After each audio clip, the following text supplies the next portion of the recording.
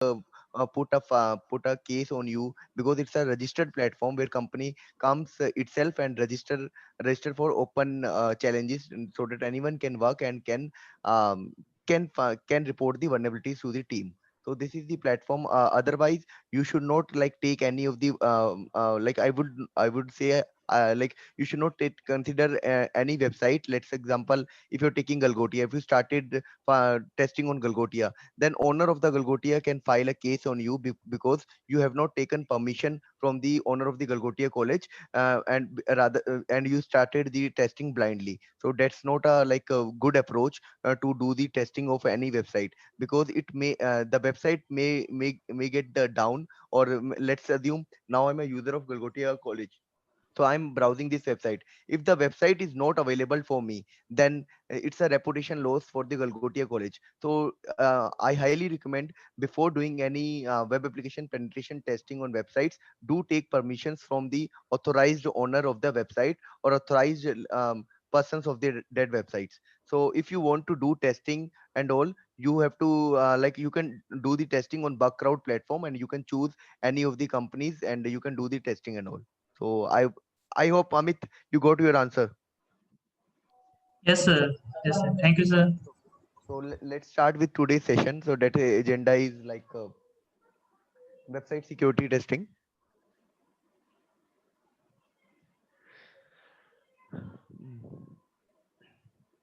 So first of all, I will give you like how the web application works and all. So let's assume I'm not ready with any presentation and all, because it's a practical session. So I hope you all are aware about that. So let's assume if I type google.com on the search bar. So how like when I type anything, let's say Galgotia. So if I typed Galgotia, so it is giving information about the Galgotia college and all. So how the information is coming back to me? So you have to understand the logics that are working behind the technology. So means the for in my computer I have installed the web browser that is known as Chrome, and it's called as this is called as client browser, or whatever I am giving any instruction, or any I'm typing anything on the anything in the search bar, that request is going to the my server might be because I'm giving my request to the Google. So Google might have a server, Google must have a server at their backend. So my request goes to the server, and server respond with me these various results. Like if I search Galgotia, then this is the link first, then this is the second link, this is third link. Means uh, website architecture works on this client and server mechanism. So client initiate the request, and server respond with the response. So let's analyze through the buff suit, like what happened when I hit an enter, and what are the request headers that go along with the request to the server. So before going into practically, I will highlight few of the things.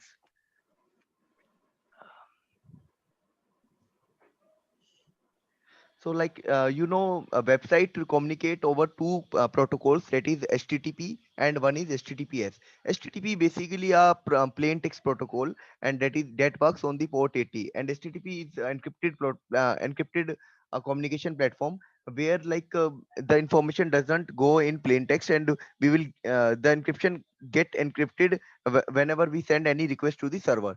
So I was saying, HTTP, like web browser sends the HTTP request to the server, and then server will respond with response message. So this is what I was saying earlier. And as I mentioned, like in the request, these are the components that go along. Like for you, it's a google.com. You mentioned only google.com, but at the backend, there are these things will go to the server end. Like first, we will reply. We mention the method. What HTTP method you are using? Get. There are various HTTP method that you have to Google it out. What are the method? So I will elaborate this one only. So get is basically to getting the information from the server. Then this is the path like I am looking for. I am looking for test.html, and this is the like a protocol of HTTP which I have requested to the server. So after that, like these are the some headers that go along with every request. So let's assume now, as I mentioned, these are the I will give this PDF to all of you. So these are the HTTP method where I've mentioned everything. Get is method request a representation of specific resource. Requesting using get method, then head method is there, post is there, and then trace is there, option is there. These are the some like notes I have made for you, all of you. So let's start with the now practical approach.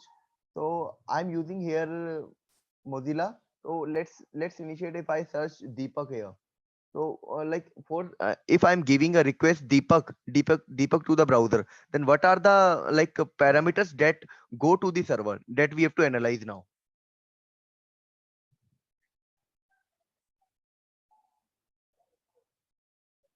So yesterday I have told like we use Bufsuit tool. This is the Bufsuit tool. I'm using cracked version. I should not use, but I am using it.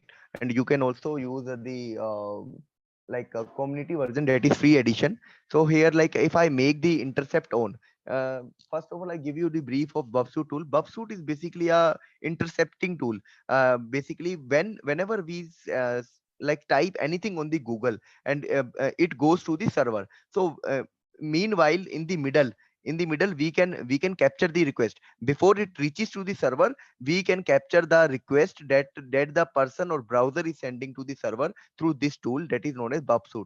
So there are various things you can see, like dashboard is there, then target is there. These are the target that I can use. Then this is the proxy tool that is used to intercept the traffic from client to server. And then this is the intruder tool.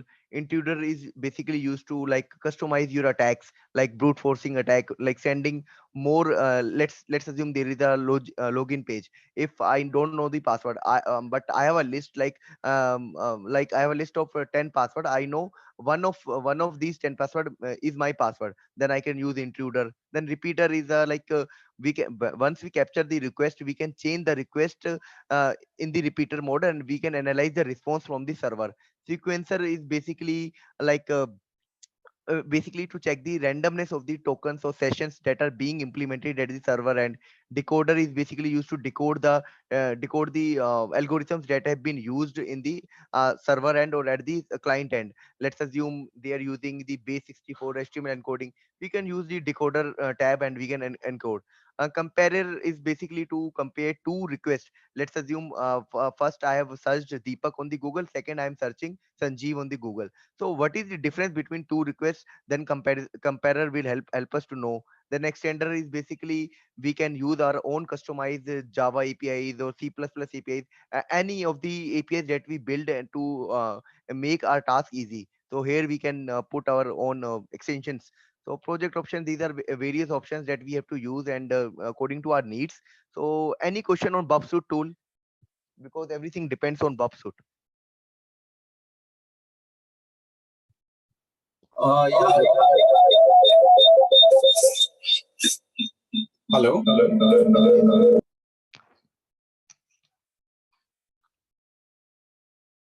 Yes, you are audible. Just want to ask this community tool for this Bob Suite. It doesn't have the full functionalities. Right. So, see, if I want to use, and you are saying we are doing the practical session, so will this all functions I can use? I'm having this community edition No, with you me. can you cannot use in the as I mentioned yesterday, in the Kali Linux you can have the free tools, but that is community edition only. But Yeah, if you in want Kali to it is use community edition a only. Yeah. professional, professional tool, then you have to purchase the professional tool from the Bubsuit itself. Okay. So these are the So I can use from the Kali itself also. Bubsuit is there. So Yeah, but Bob Suite in is the community yeah. edition. Yes, this is the Bubsuit here in the Kalin. This is community edition. Here you cannot see these functionalities that I've shown here. These you cannot access these intruder, repeater, sequencer. You can access only proxy tab. You can access only repeater tag, but you cannot access to these all functionalities in community edition. For that, you have to approach to Portsfigure Academy and you have to purchase the professional tool. Okay. So this Bob Suite is available for Windows as well, or Yes. this? It's Okay. available for both Linux and you can customize your Windows machine or Linux machine according to your needs. It is for both. So there are three editions: enterprise, professional, and community. So see, you can see the difference. You cannot use these functionality, but I'm using professional. I have all the functionality. So this is what I was saying. So if you want to get professional, then you have to pay to Portsugar Academy for per year basis. Yeah, that's fine. That too, I'll find the correct person. That's okay. Yes, yes. So right now I'm using cracked. I should not use, but I have it. So I find it for Yeah, like fine. to make it I'll more find. better. Yeah. So anyone, any other question?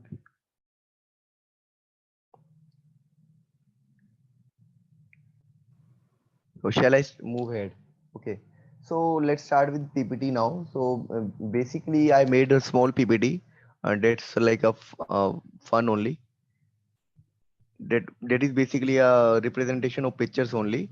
So as I mentioned, like in website security, we do have a one standards that we follow for every website. Um, right now the scenario is like people, let's say Galgotia College wants to build their website. They will furnish one tender and they will publish in the paper. So someone like developer will bid on that, and they will say, hey sir, hey ma'am, I will make your website. So but Galgotia College or the university doesn't know like the website they're making from outside, is it safe or not? That questions comes in every mind. So so I highly do recommend, if someone is having interest in programming, they should follow some standards or some guidelines to make the security as an like you can say necessity for their for making any of the websites. So these are the standards that we use to check the website's security. So these are known as OWASP Top 10. OWASP is basically a open web application security project that is run by the OWASP community itself, and these are the top 10 issues that occurs in the websites. So this is the latest list. A1 is at injection. So why the one as injection? So basically there are many types of injection are there: HTML injection, SMTP injection, and LDAP injection.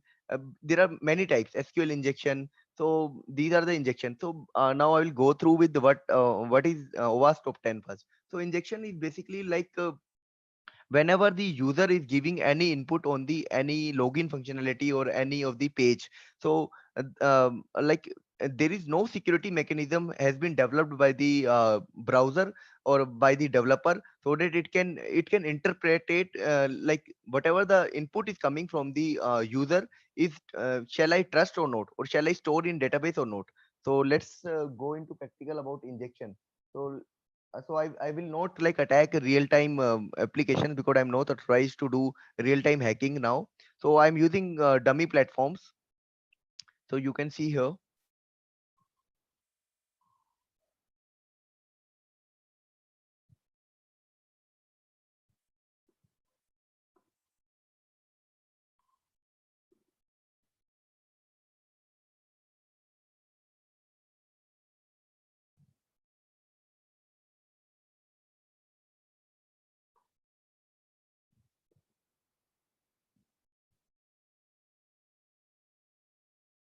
So this is the like a dummy website where we can do our penetration testing or website testing, so that we can check like are we learning or not. So let's assume this is the bank, like this website has been made for the purpose of the banking sector. So the banks usually do a testing, like the persons who joins the cybersecurity team in any organization. So basically they start their career with these dummy websites, and they do find the bugs in these websites. Then they move to real time world scenarios. So let's assume there is the option sign in. So you can all of the, you can see I don't have a username and password, but I want to log in into the website. So how can I bypass this login mechanism? That there are different tools we can use, or different mechanism that we can use. Let's assume now, before doing anything, we have to analyze like how website is working. Let's assume if I'm giving here admin and the password is admin. So what is coming? So it's saying you logged in. So wow. So it means the user has kept the password admin. That is very basic. So they haven't changed the password. Or now let's assume if now I'm going to sign off. If I do not have the password, how can I bypass this mechanism? So before going into admin, so I'm redirecting to some wrong value password here. So let's see what the error is coming. So see, login failed. We are sorry, but the username password was not found in our system. So now, if you analyze this source code, so we have given admin. I hope you have seen. So we can search here.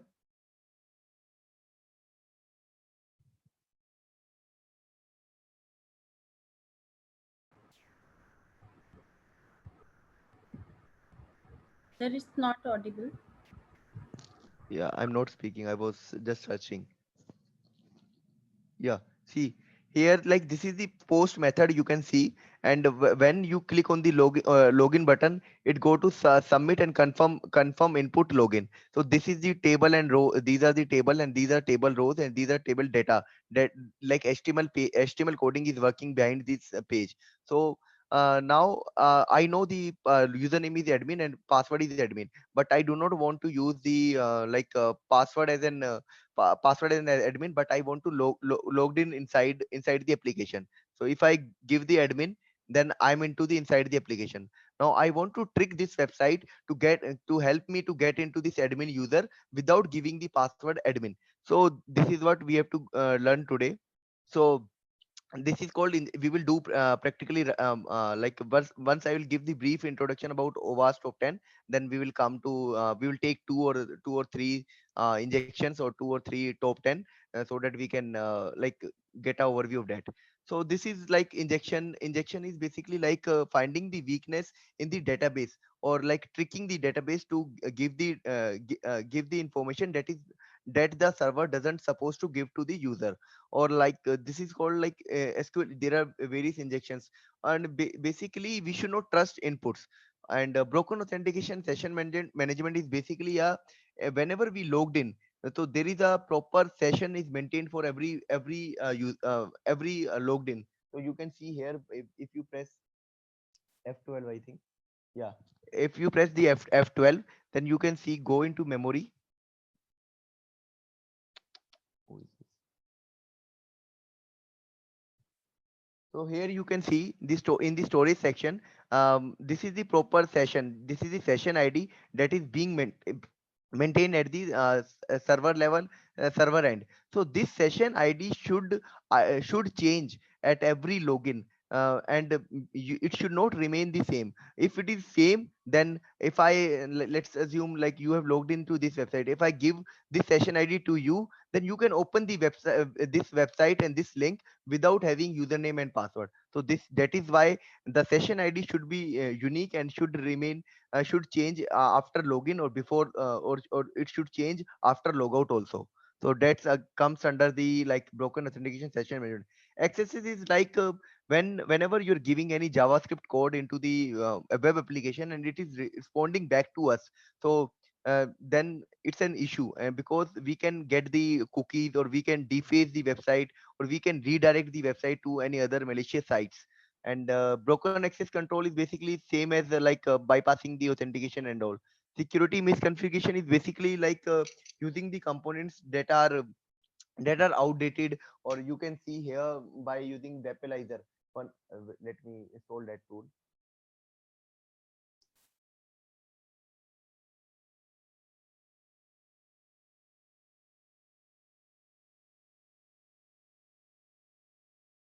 Let's assume I have opened this website and I have installed Vapalizer. So here I can see the web server is Apache Tomcat. So I come to know that the server to whom I am communicating is Apache one, and they are using Java programming language. These are and all. So if I come to know that which Apache Tomcat server they are using, and is it updated one or is it outdated? Or is any exploit is available for that Apache? Then I can crash that server and my website will become unavailable to the users.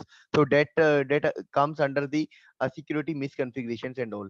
So sensitive data exposure is something like when as you have seen here, like I've given admin, so it is giving me the admin user account.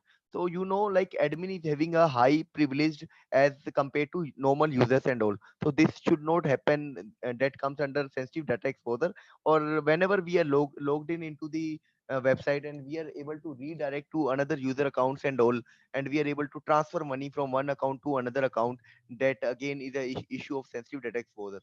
And insufficient attack protection is like missing the security headers that you can see in the Bubsuit. That when I will go, I will talk about this. So I can show you right now only. Wait. So let's capture this request in the Bubsuit. So I'm making my intercept on, and whenever I will do refresh, so my request got captured here. So I have pressed the control R. I send the request to the repeater. So here you can see this is the request that I'm sending to the server. So you can see like for you it's a demo testfire.net, but for the client, I'm client mean a browser. Browser is sending the method is get. Then I'm going to this page bank.main.jsp. Then I'm using Windows 10 I'm using in the client machine. So he's sending like browser is sending our information to the server. So here I'm using the Firefox client browser, and these are the accept languages that I can accept from the server end. So I will accept only English US, and these are the encoding tech mechanism that my client browser means my Mozilla will accept from the server. This is the cookie that session ID and cookie value is being sent to the server end. So once I will send and it will go to server. So the response the server sent, the server is Apache Coyote 101. So I come to know that like the version of the Apache is Coyote 101. And now if I copy this and I search on the Google, so is there any exploit available so that I can crash the server and all? Then definitely the answer is yes. You can search the exploits over the Google. So and you see, so if you search this, then you can find the CV detail. This is the like CVs are common vulnerability exposure details.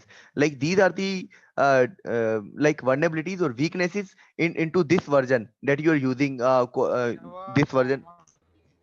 Uh, Kyoto 1.1. So these all of the vulnerabilities or weaknesses you can exploit into your browser for that server. So one is like when using this, you can read it out here, and you can this is the CVSS score for all of the vulnerabilities, that is 5.0, and all these are the risk ratings.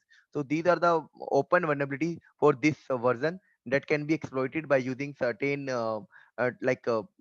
steps and all. So if you want to execute uh, this weakness, and you want to execute this practically, then you can get these steps easily because people has done in the past and you can replicate the same. So you can see if you type,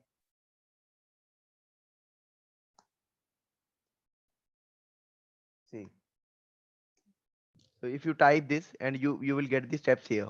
So from the NIST government websites. So in here you will get the like references links like which you have to go and see what are the steps and all. So also these are the known tag vectors that can be executed, and for the steps and all you can refer any of the blogs like you can see medium.com, and there are many blogs you can refer. So you can write here.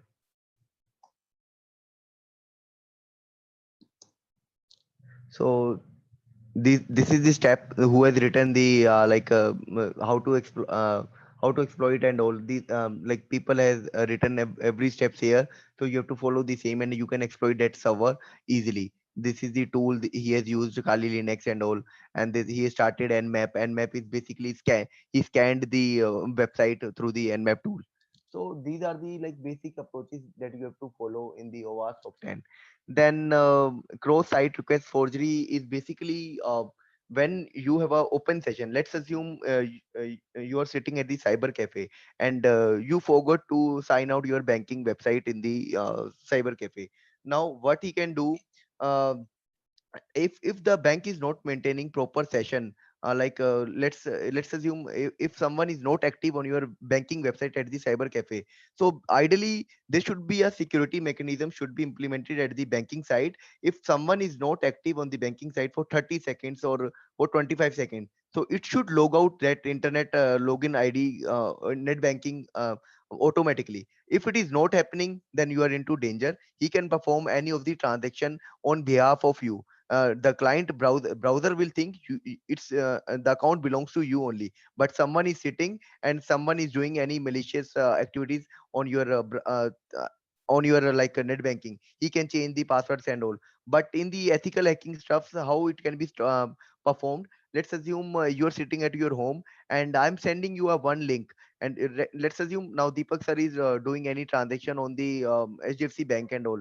So I've sent a mail to Deepak sir. Hey sir, this is very nice, nice link, and I come to know that you are doing you are doing a shopping on the Flipkart as Big Billion Days sale is going on. So if you click on this link, and you will get might more discounts while making the payments. So once the Deepak sir click on my link, then once he click, then he doesn't know what the coding I have done in my link. That link will give me the open session ID of session ID of the Deepak sir's account, and so that I can take that session ID. I can perform my malicious actions on that net banking on that HDFC bank.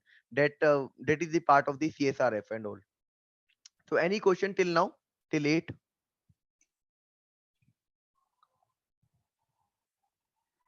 Anybody want to ask anything? Mr. Praveen We, Thakare, we raise will your take, hand.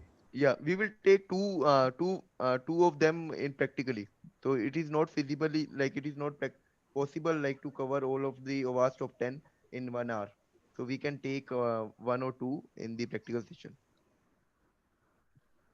Mr. Praveen, you want to ask something? You raised your hand. Mr. Praveen. No, madam. Actually, that has taken by mistake. Okay, it's okay. Okay, no issue. So again, a ninth vulnerability is like using components with non vulnerabilities, like using the outdated softwares and outdated Java libraries, outdated Bootstrap versions. These comes under like using components with non vulnerabilities. Under protected APIs means let's assume you have a website, and in the website you are using multiple APIs. One API you have used for payment, one API you have used to get to fetch the user data. And if that API calls are not protected, that comes under protected APIs issues. So let's start with the practical session of one or two on these two vulnerabilities. So let's start with SQL injection. So you have seen I've given the username Srinivas and password is my password. So what happened at the backend, there is a SQL statement that is running at the database. Select star from user where user ID equals to Srinivas and password equals to my password. Then it gives the login page to us. So means at the backend there is some database that is running and that fetch the data for us. So this is what happening at the backend. So as you have seen, I given here admin. So the query was running behind the backend. Select star from users where username equals to admin and password equals to admin. So I was able to logged in.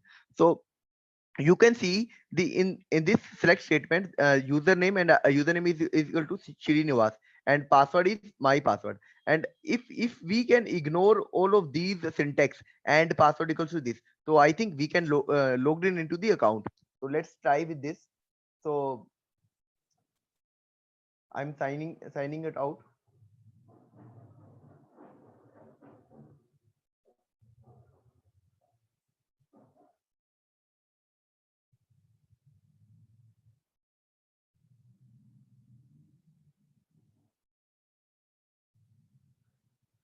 So let's start with the admin. So now I will not give any you can say password as an admin. I will give something different so that I can bypass this query that is running behind the system.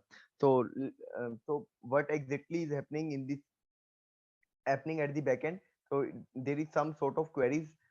These are the SQL queries. I think everyone is aware about what are SQL statements and what is SQL queries. So that usually runs under the databases to fetch the data to fetch the details from the database.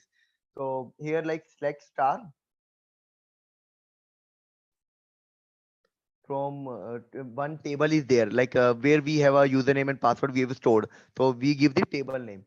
Select star from table name. Then then where clause we used to give the our conditional statements where username and password equals to this. So where username equals to I've given Sanjeev, then and password equals to text. Okay, so this is what which is running if I'm giving the correct username and password, then I'm able to log in. Now what I mean to mean from the SQL injection, I means I'm manipulating this SQL queries so that it can ignore these old text, and it helped me to logged in into the database. So what I will do, like I'm making the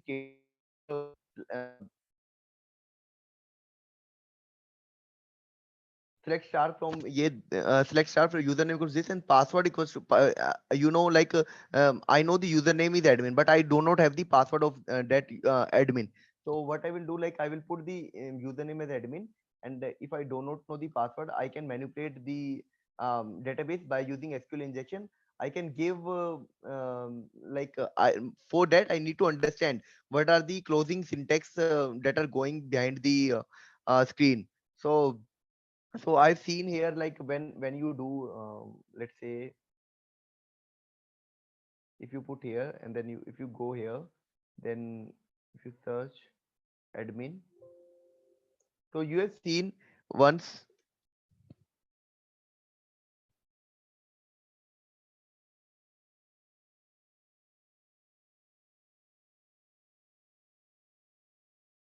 See, you have seen the username and all these are closed by these values, but I don't think it will require for this right now, username and password. This is the function that is called behind the database, like alert. You have to enter the valid username, then if you will not enter, then it will force and you will return to the invalid other. This is the like coding that is running behind this you can say login page.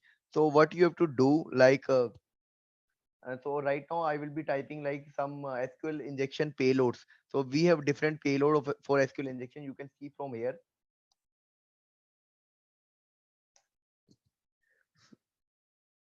So I highly recommend you, if you want to make your career into website security, then you can start study from the Portsugar Academy, and these are the payloads that are used to like trigger the delays or trigger manipulate the database.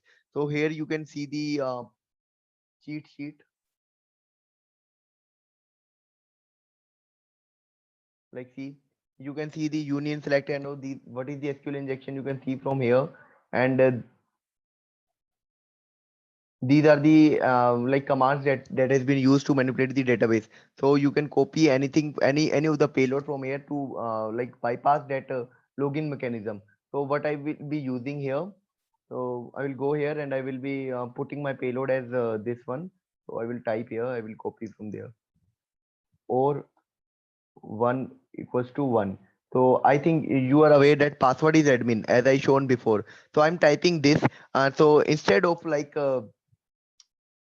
password, I am giving this as a this as my password. So if I give this, so either this statement need to be true, these both, or this should be true. So means like it is coming under this statement every time it will be true only, because you know 1 equals to 1, 1 is equal to 1, that is always true. So hence we are able to bypass this. So see, you are able to logged in by giving the 1 equals to 1. So I can show that also what I've given. Sign in again, admin I've given, then I've given this. Pop-up is not coming. So you can see the I'm giving only this payload only, and I'm able to logged in without entering the password, that is admin. So this is called like bypassing the or manipulating the database with the help of SQL injection. So any question on SQL injections? How we bypass the mechanism of login mechanism without knowing the password. This is ethical or unethical?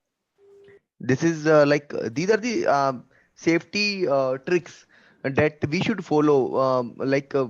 what I recommend, like I will let you know, like sir, what is the impact and all. This is like I can say ethical only because this is the demo website that we are using right now that has been made for the banking testing and all.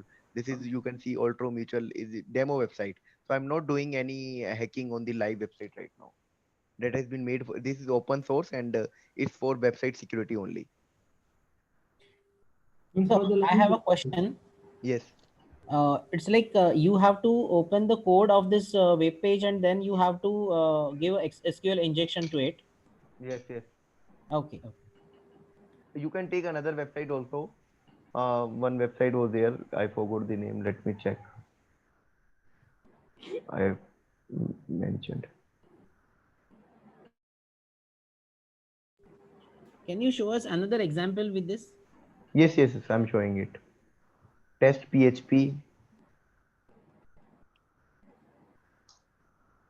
See, this is another website where you can test all of these testing and all. This is again a demo website, and Econetics is one of the tool for automatic scanner for finding the vulnerabilities in the websites.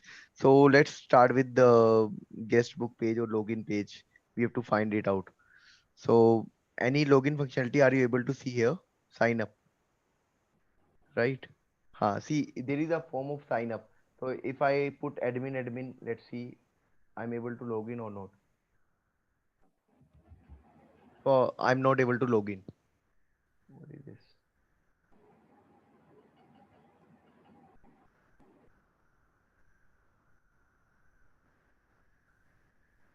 It's blocking. So now we have to bypass, and we don't know the username and everything. What you can also do here, you can follow the Bubsuit approach. You can put the brute force attack, as some of the professor mentioned yesterday, how to brute force on the login page. So we can try for that also. So I've shown the manual. Now I will try with brute force attack. So let's open this website in Mozilla. So if we open this, yeah.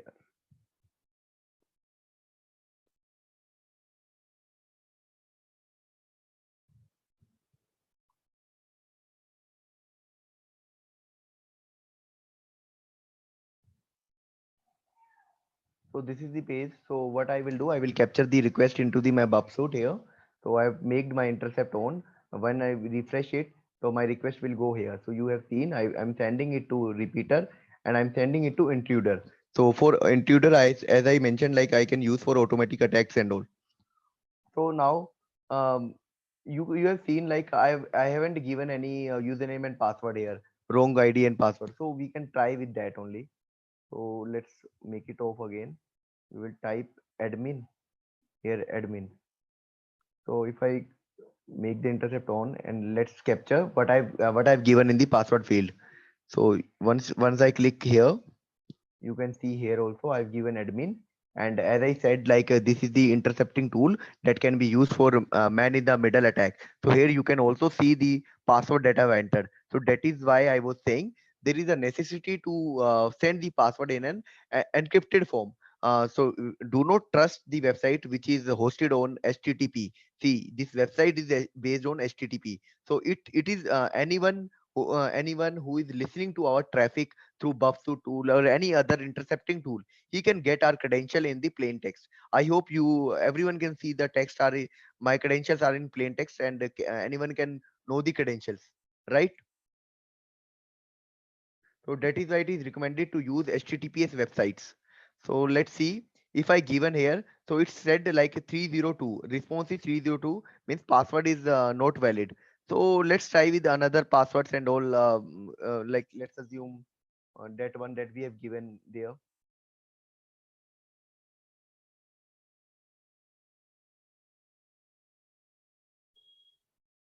So if I'm giving this password, so what is the response? It's not coming. So we can try our own payloads according to it. So like we can execute our a brute force attack on this. So let's try with that, and we can get the password easily. Let's wait.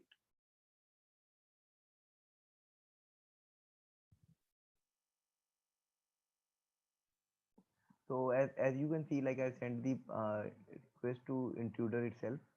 So I'm sending the request to intruder. So here, like I can define where I need to insert my passwords and like what are the fields I can define for automatic or brute force attack. So here, like I'm mentioning, these two fields I do not know. Even I do not know the username. Even I don't know the password. But I want to log in into the website. So how can I do it? So that I will show you right now. So I'm making whatever the value I made one list. So whatever the value I'm giving here, that should go in this place and this place also. So I'm adding this, and here also I'm adding this.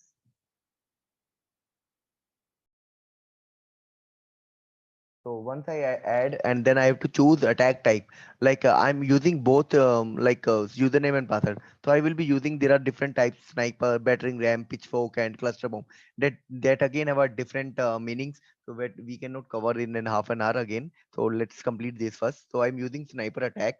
Then I'll go to the payload position. I have to load my list here, or like whatever the values I will be giving to that fields. So I have handy my list.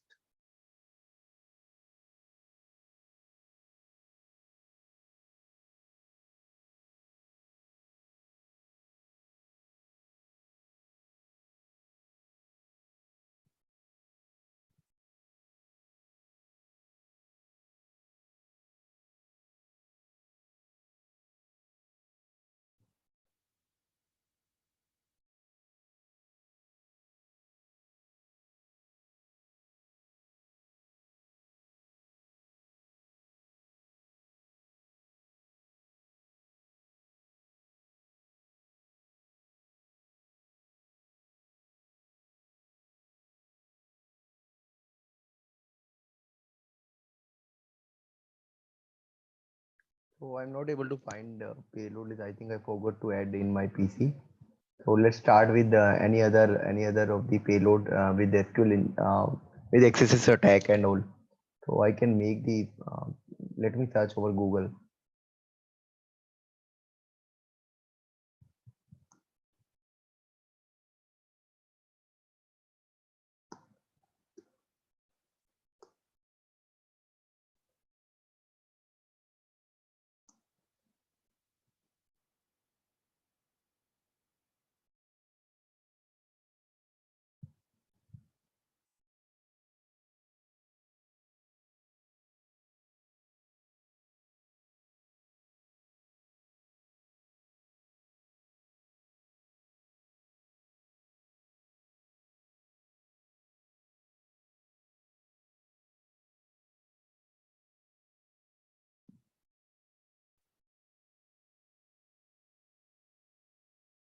So I think I'm not carrying that payload list. I have to make it again. That is in my different PC.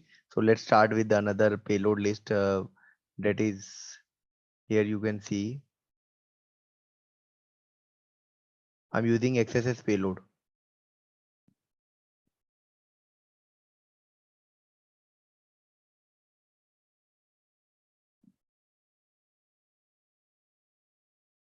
Let me see what it includes.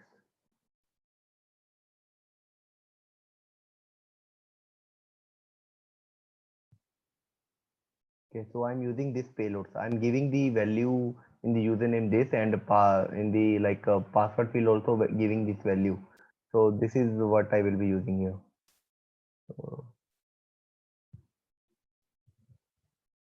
logic access pack.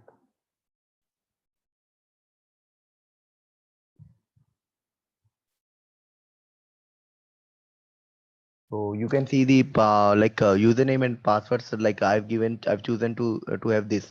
So earlier you have seen like whenever I was giving any input to the server, so it was saying you must log in, and there was a response like 302 and not found. So let's start with this small brute force attack. I'm not executing bigger attack. So I've given only 5 to 6 payloads so that I can show you what is the automatic brute force attack. So this is known as brute force attack. You can see like it has executed brute force attack within fractions of second, and the again the 302 status is coming, but it is coming because I haven't chosen the SQL payload. So let me find it. Give me a second only.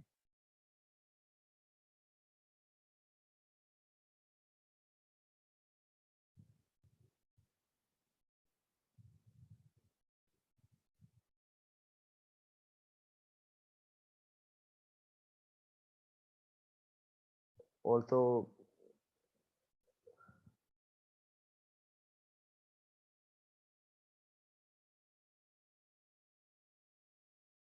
so now, so don't go into the. This is called as the brute force attack, where you can choose your payloads and attack vectors according to your scenarios. Now let's come to the point. I will not go into this. You can say brute force attack automatically. I will try to bypass manually here right now. So let's assume if I given the admin here and admin here. So what is happening behind the application? Let's turn off the proxy now. So I'm turning off the proxy so that it should not intercept my traffic. So if I given here admin and admin, and what is happening at the back? So let's see. So it said I'm not able to log in. Let's see what is happening at the back. So you can see like this is the coding that is running behind this page, and once you see like um, once you are able to see once you are able to see password fields.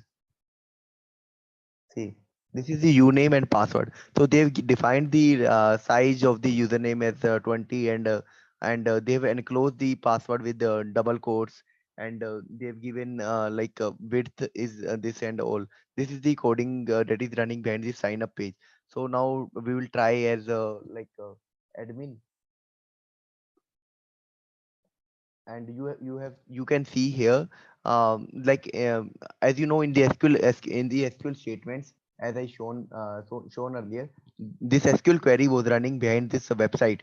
So we have to manipulate somehow so that it should not check the password that we are giving to it. So we have to bypass or we have to manipulate the database in somehow so that it should not it should forget to check the or it should bypass the password mechanism.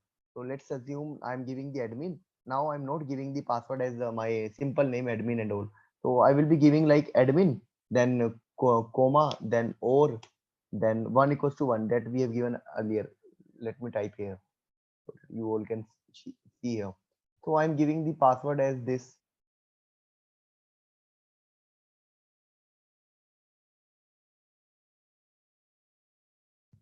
So admin.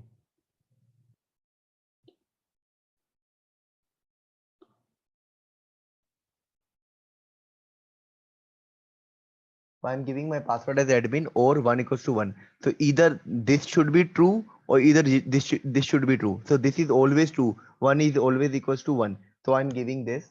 So let's try are we able to log in or not.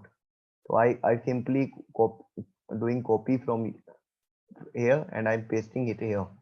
If I do paste and if I hit enter login, so I'm not able to log in. I'm able to log in now. You can see. So we are able to trick the user this application and we are able to bypass the login mechanism. So I hope you are able to see. Any question on this? This is second demo we have taken for another website. Any query from any participant?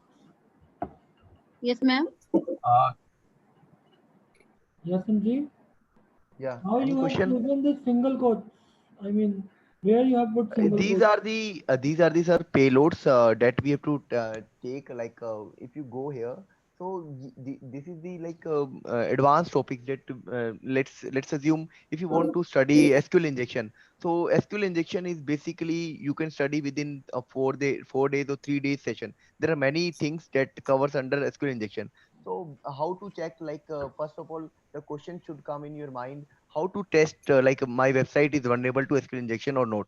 We should not bypass anything blindly. We should be knowing like this website is vulnerable to SQL injection or not, right?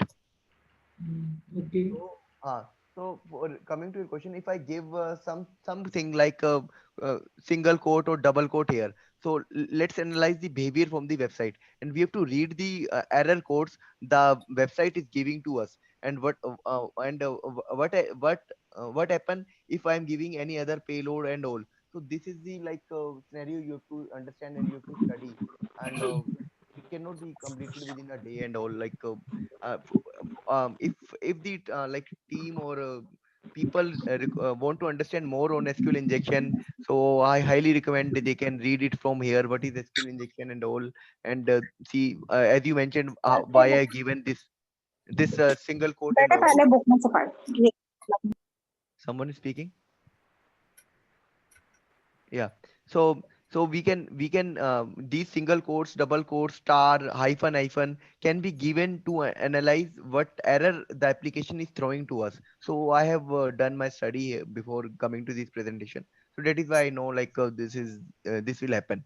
So for if you want to understand SQL injection, then it would be a 3 days session for continuous 6 hours per day. These are the Boolean statement that we use to trick the web application and all. So that need to be understand No, from no, the no, you basic did not itself. understand my point. Means Right. how, means, please go to that one, that part. Right. 1 1. Hmm.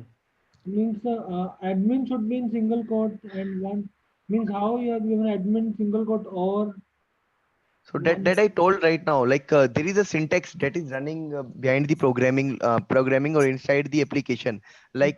They are storing the value in the single quotes. Well, let's assume if you are giving the password as try. So in the database, it is going like this.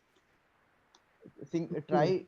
Try this. So that is why I have closed this value first. So the colon that you have highlighted here, so I have said please close this value, so that I can rule over this syntax, so that it will go to this or status. So then there might be a question in your mind, why I have not given the question single quote here, because the logic implemented behind the database is itself, whatever is coming into the database, it will close with single quote. So that is why I haven't given any single quote closing at the last or statement. Okay. Okay. Thank Yeah. you. Hello, Yes. am I audible? Yes, you're audible.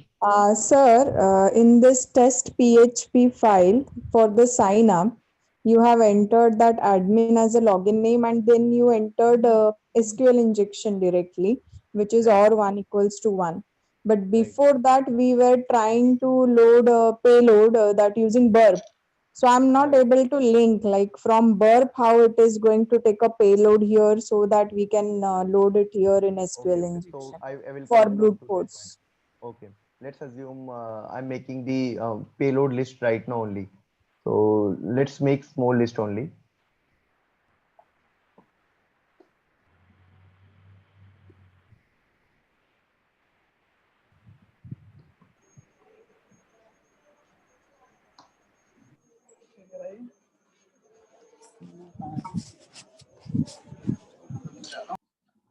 So I will be taking this payload list, and these are the passwords that we are going to use for like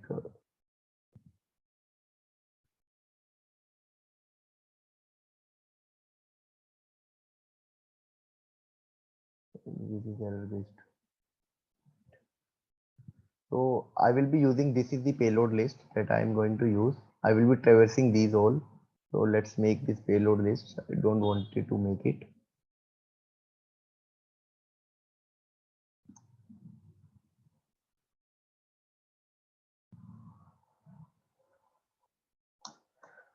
So what I will do, I will put these are the one by one. It will go to that field and it will try to log in through the buff suite. So I'm putting again. I know I have bypassed through this mechanism. So I will be putting this also in the payload list. So I'm not put in the initial level. I will put at the last. Let's assume I'm putting here somehow here. Okay. So I've saved this list. I'm going into the buff now. So let's see the request is there. So we'll go to intruder. Then I'm deleting this earlier list. So I'm reloading my list.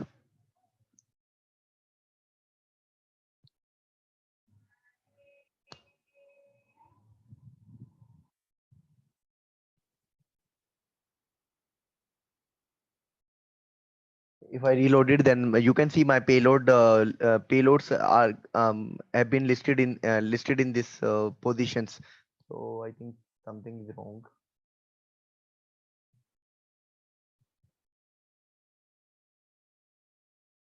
To make payload more clear.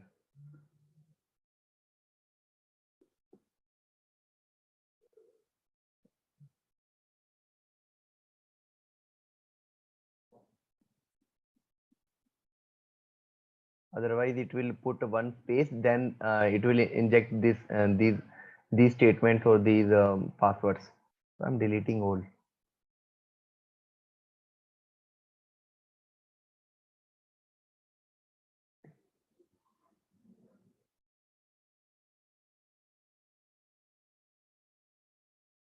So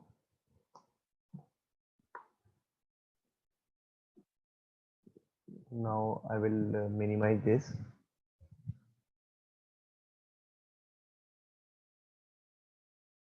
There is the upload.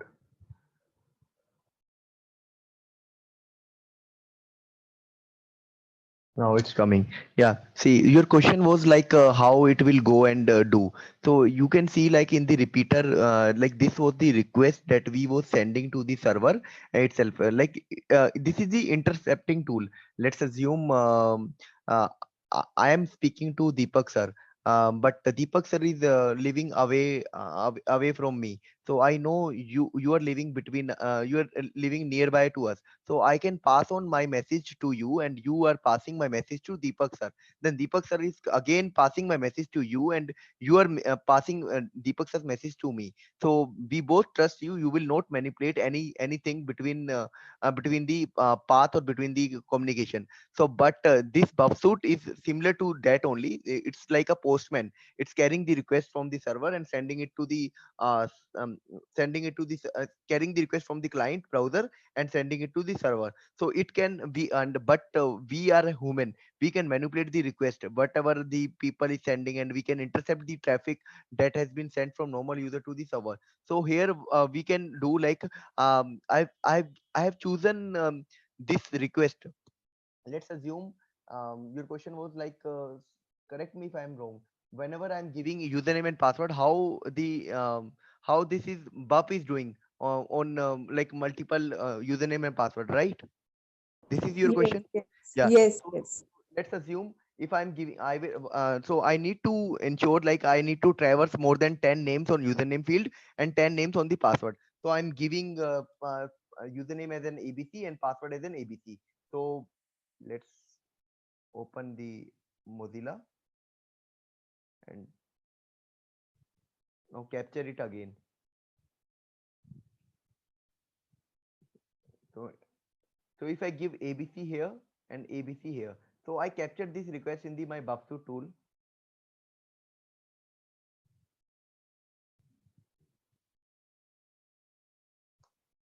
So you can see the request has been captured here. ABC ABC. So what I will do, I will send this request to the my intruder tab. So control I shifted and I I told I'm giving the instruction to the Bufsu tool like put the like do not test on anything. So please clear this. So I'm saying please clear, do not manipulate the things on these fields.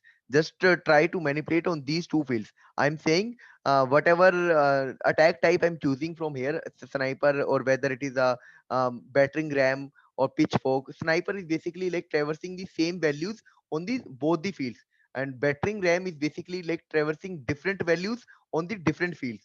So I will be using only sniper only. So I will be not giving the username as a ABC. So I will give the username as a admin.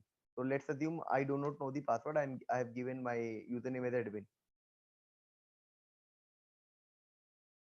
So first clear this you can see instructions. So as you know like I need to do the brute force on the password field only. So I will click this field to give my a payload or list or the scenarios that I've created for the passwords. So here I will be giving my username as admin. and I'm traversing my payload list in the password field only. So I will go here payload, and I will load the payload list that I've created right now. Then it will try all these values on the password field. Once I will load the payload, then I will simply click on the start attack.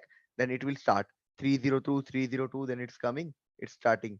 So you can see 302 302. And at the end you can see the admin is 200. That means server has responded to us with status code 2, means we are able to logged in. And now you can send this request to repeater by pressing Control R. It went to repeater, and you can analyze the see it went here.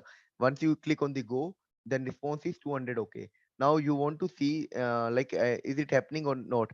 So you can do from here. You can copy this request, copy URL. You have copied this URL and paste in the browser. You will able to log in. So any other question? I hope I have answered your brute force logic, how it validated. Yes, sir. Thank you. So one more, like I am interested in seeing buffer overflow. Yes. So in the buffer overflow, it's something different that is very advanced topic and all. That comes under the, like if you prepare for the OSCP stuffs and all, that comes under network penetration testing moreover. And in the web application penetration testing, buffer flow do exist. You can see like whenever you are giving any value to the input field, and there is a let's assume developer has reserved some memory for this username, and he said like I will be giving 1 MB to this field, and he's maintaining one database for users name and all. He has specifically mentioned 1 MB is sufficient to for getting the username and all. So if someone is trying to give more more in data in the username field and all, exceeding that memory size, then it can lead to buffer overflows, because in buffer overflow there are like stack pointers are there, in ESP pointer is there, and we have to cross that level so that it can overflow from the memory, and the application get crashed, and you can do whatever you want to do with this application. That is very advanced topic. If you want to study, that can be taken in next levels and all. Yeah. So any other question? So if you need guidance on buffer flow, then I can recommend some videos, then you can look for that. Yes, sir. Please send me Yeah. those links. So you can follow this IPSEC channel. Here you can get the videos. What its name Wait, is? wait. Hath, you can search Hath Adam buffer overflow. So this will help you out to get the doubts on buffer overflow. Buffer. Wait, I'm giving the exact name.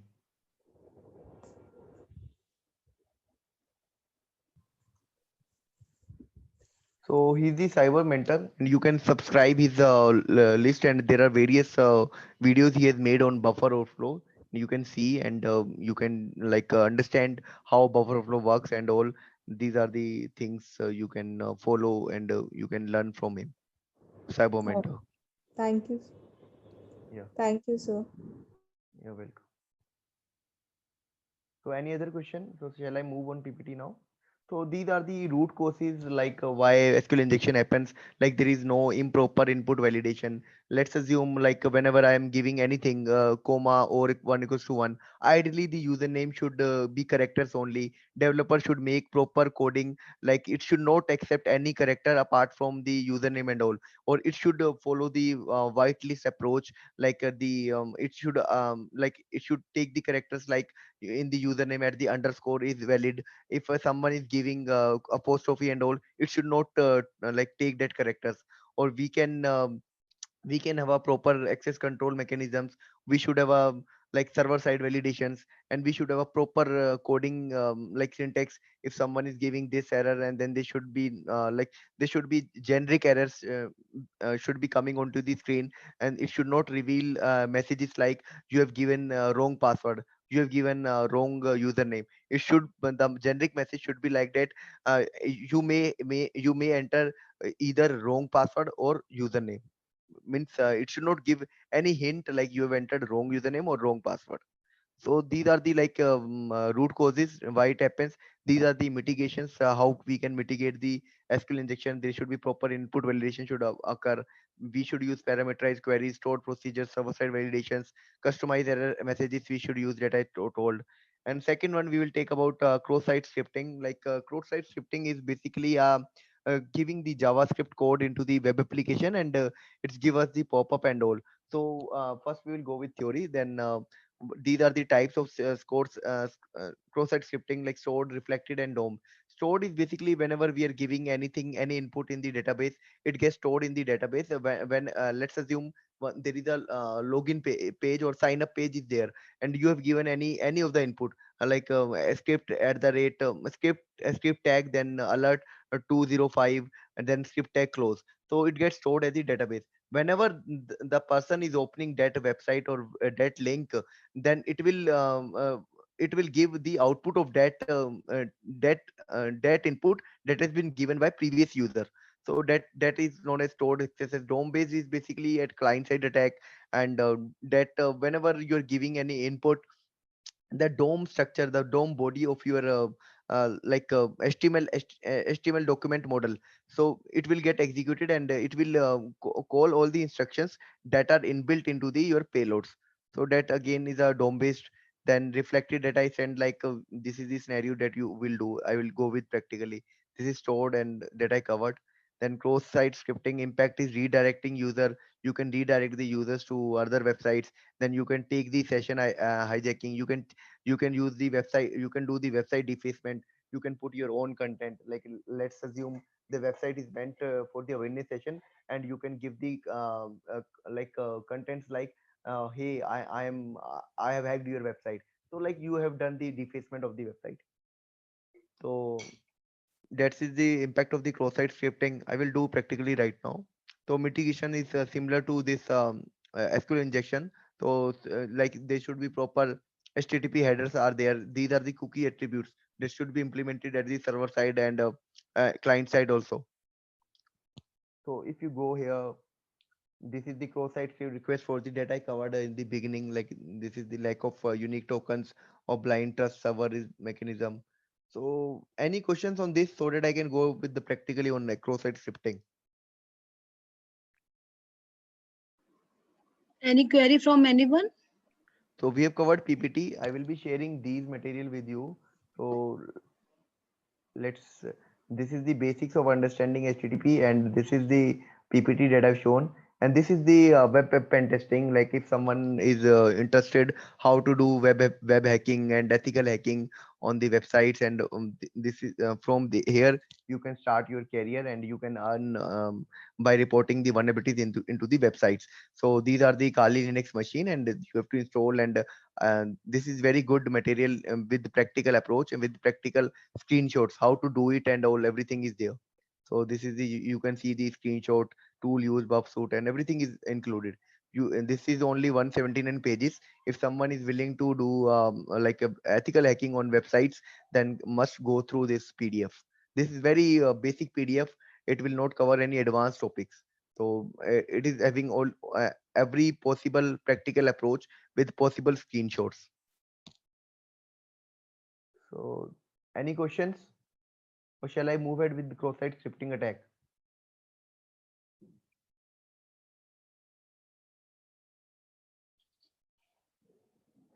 Yeah, I'm waiting. Anyone want to ask anything?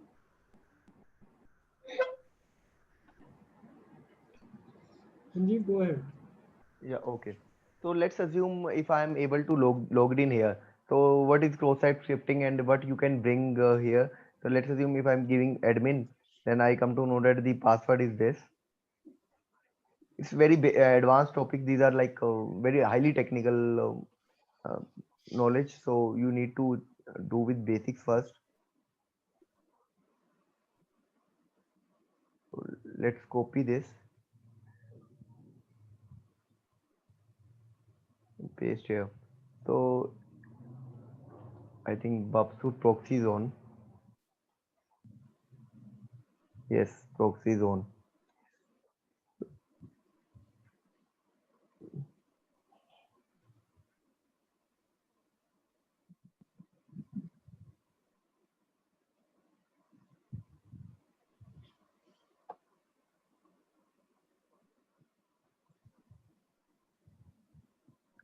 So let's start with here only. So once I will do like so I made the practical sessions also PPT, so I can show you here. In this I will also give it to you.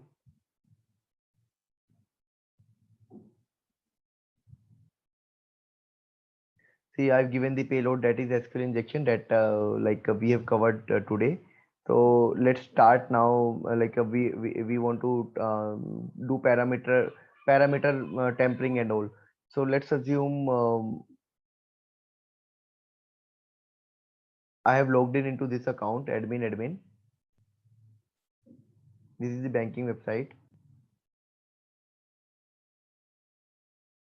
So now I want to transfer the funds to some other account. So let's see, I want to transfer these funds.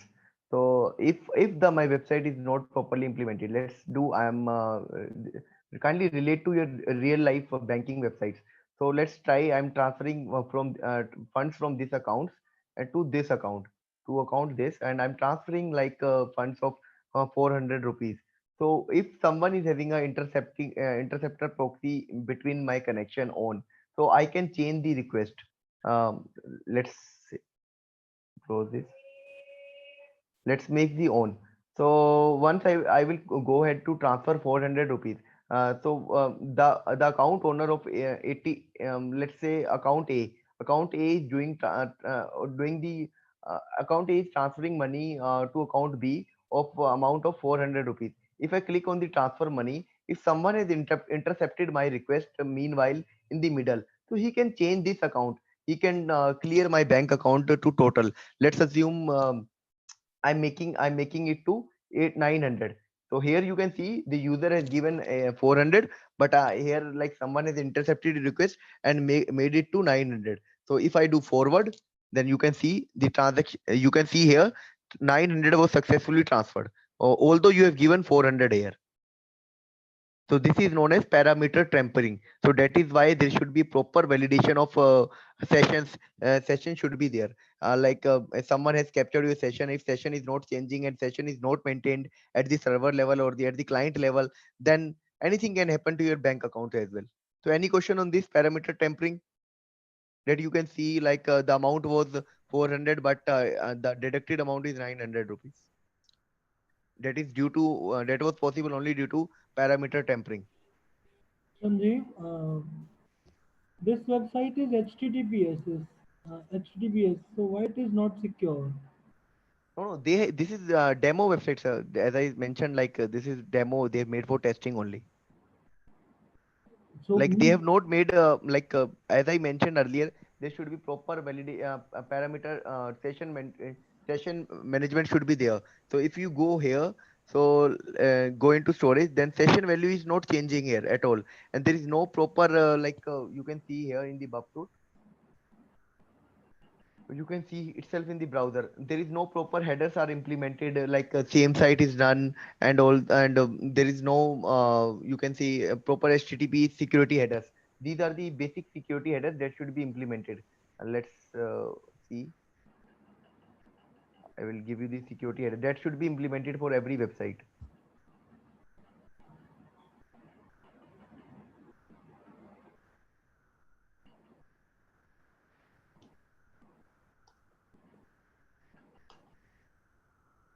Okay. So this is the secure headers that every website mother should implement in the server end or SD at the server end, or you can say at the client end also. It should validate these all headers. So these are the various basic headers that HTTPS. Wait, let me open that. Not opening. means I mean to say it's a general perception Yes, that general perception only. Yes. HTTPS is secure. Yes, it's a general perception. It's a general population. If you are thinking like I'm using HTTPS, I'm secure. It's not like that. You are still unsecure if you do not have a proper penetration testing has been performed on that website. Yes, sir. Any question? Yeah, Dr. Gaurav has asked a question on the chat. So the question is like, if this is the way we get hacked, then it does Yes. not make sense to keep your password very complicated. No, I told yesterday, like in the yesterday session, if you're keeping your password like complex, that is a solution only to be safe. But make sure you're using the right website. Make sure you should trust that website. It should be secure. That's not your responsibility to secure the website. It's the responsibility of the internal cyber security team or the external auditors who are going to verify or audit their websites. Hope it answers your Dr. Gaurav. See, I will list out these are the basic vulnerabilities that I have made for myself that I cannot share with you all of them, but you can see here. So see, as I mentioned, like these are the commands like SQL injection, OS injection, LDAP injection. There are more. So let's assume if these are the vulnerabilities that exist. So if you find any of these vulnerabilities in any of the websites, these are the test cases that we usually perform for any of the government websites or any of the private organizations. So you can see if there is a login page, so we should check these are the scenarios or these are the complexities that usually checked for every website for penetration testing. These are the remarks and these are the like attack scenarios that we usually check. Before login, we should check the SQL injection can be on username password fields, submit partial password, check whether the application accept it, and parameter manipulation in the login page that I shown right now only, where there is a proper parameter manipulation. And to let's assume if you want to minimize this parameter parameter manipulation and all, so you have to build the proper recommendations for at the developer and at the coding level. So these are the recommendation that we usually give to the developers once we find these bugs into the websites. So like say brute force is there, then you should be limit the invalid attempts. I was able to do the brute force on the username and password. If there is a captcha implemented, then I cannot log in more, like I cannot automate my task if there is a captcha. And and if there is a captcha and I'm giving two times wrong password, it should block my IP address. It should block my username so that I cannot reattempt. These are the ways we can mitigate from these type of issues.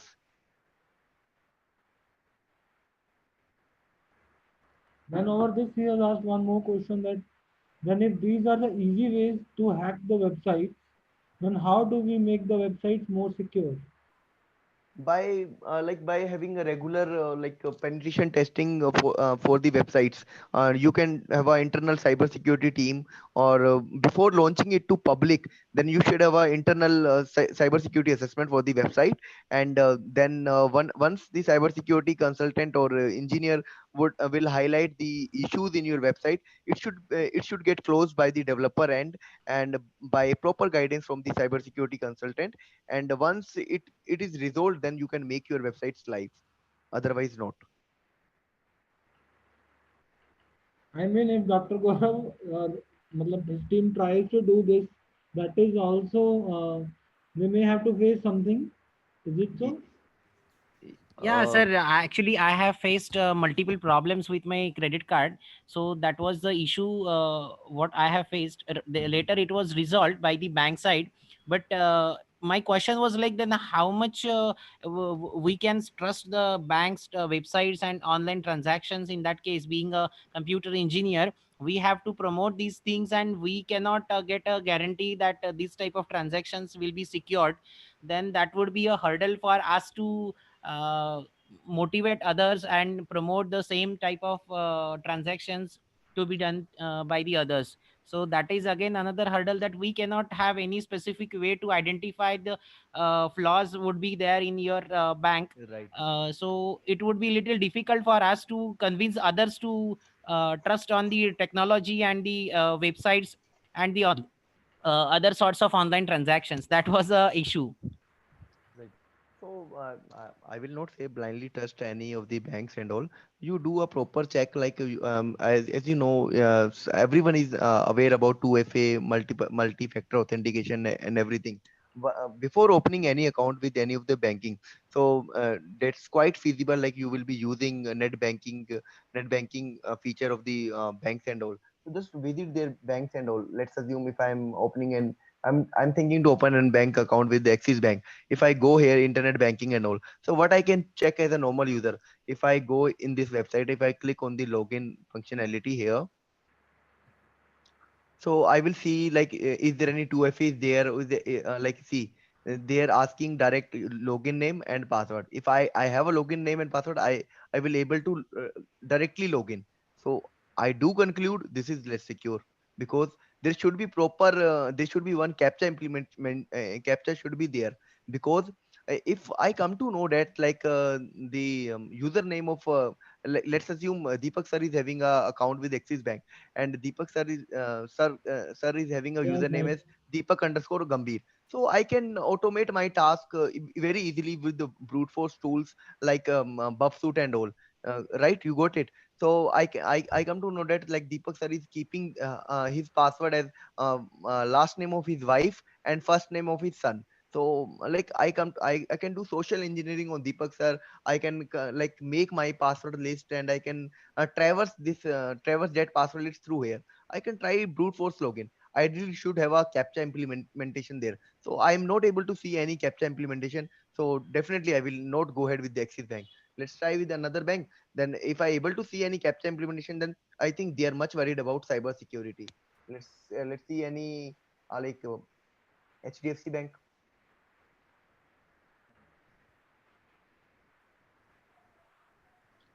So if you give the username some kind of this, so let's assume you're giving here. So if you're giving here passwords and all, so what will happen? So it is blocking on in first attempt. So means they have limit the access on the basis of invalid username and passwords. So this is again a security implementation. If I will try to brute force on this page, they will they will do at the backend, they will like block my IP address. Right now I am on this IP address, you can see. So what they will do, they will block my this IP address 192 168.218. I will not able to log in into this their website until unless for some specific time, that is 48 hours or 24 hours. So these all we need to check before opening any accounts and all. As a or you can have a you can subscribe to cybersecurity awareness sessions and all, so that you can aware like what need to check and what need not to check. And there is always a page of cybersecurity awareness on the banking website, what need to be there and what need to be not there. And sir, yesterday I have given you a one PDF of cybersecurity awareness. Can you please forward that PDF to everyone? Yeah, I That have is done from that Maharashtra already. government. Yeah, I have they have already done. rolled out. So you can subscribe to these magazines from the cybersecurity team. Yeah, any other questions, sir? Yeah, I have one question, Sanjeev. Yes. Uh, can you put some light over the this VPN for the security purpose, virtual private network?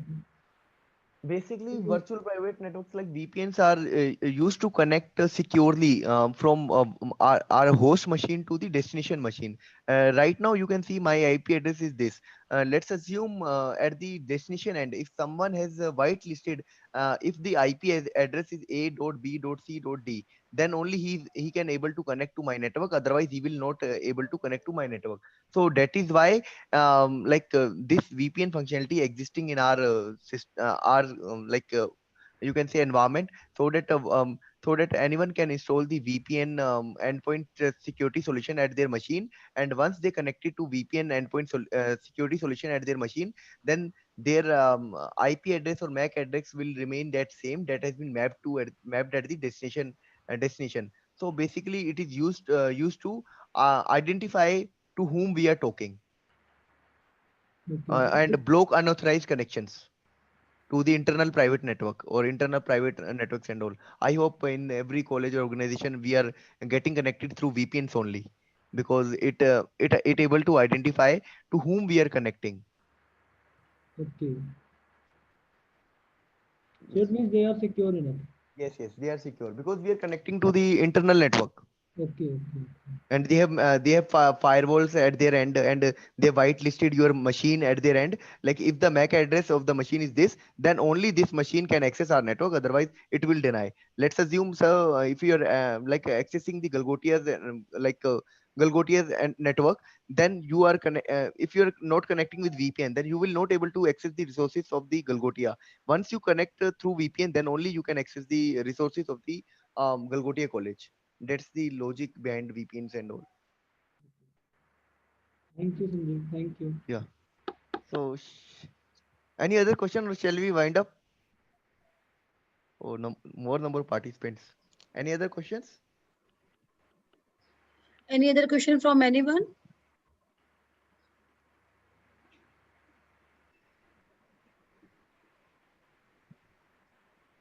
Good to go. I think there is no question from anyone now, Sanjeev sir. Yeah. Okay. Thank you, sir. Thank you, everyone, for inviting me for this lecture. Sir, just stop your sharing. I have to share your certificate. Yeah. This is the formal. That protocol we are following. Okay.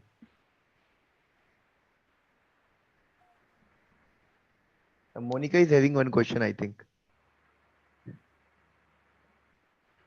Monica, do you want to ask something?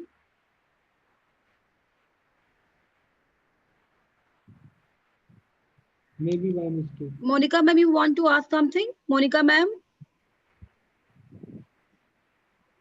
Monica ma'am, you raised your hand. Please ask you something.